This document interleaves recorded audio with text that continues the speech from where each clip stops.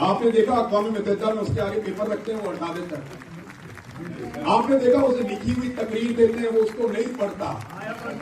ये वो कहावत है जो इमरान खान ने शुरू की। इमरान खान ने इनके साथ आर्गुमेंट करना शुरू किया। अब ज़हनी सलाहियत, जब आप सारी जिंदगी आपने लंबे बूट पहन के सबूत मारे हो तो ये दिमाग पे असर ही पड़ेगा ना आपके। ये मोटी खोपड़ी में इमरान खान के साथ बहस करने की सलाहियत थी नहीं, उसके साथ आर्गुमेंट करने की सलाहियत थी नहीं। इन्होंने आज तक इतनी किताबों के नाम नहीं पढ़े जितनी किताबें इमरान खान को याद हैं। इन्होंने आज तक, तो ये इमरान खान के साथ किसी टेबल के ऊपर बैठकर आर्गुमेंट करने के काबिल नहीं। तो आखिरी रास्ता क्या था? रास्ते से हटाओ, जो आसान रास्ता।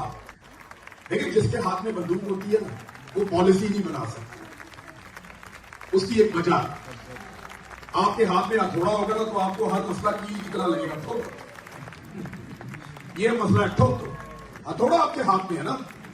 जब आपके हाथ में बंदूक है तो आपके सामने वाला कमजोर है।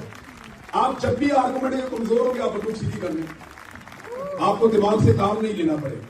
जब लंबे अरसे तक आपके हाथ में बंदूक होती है ना, तो लंबे अरसे तक आप दिमाग से काम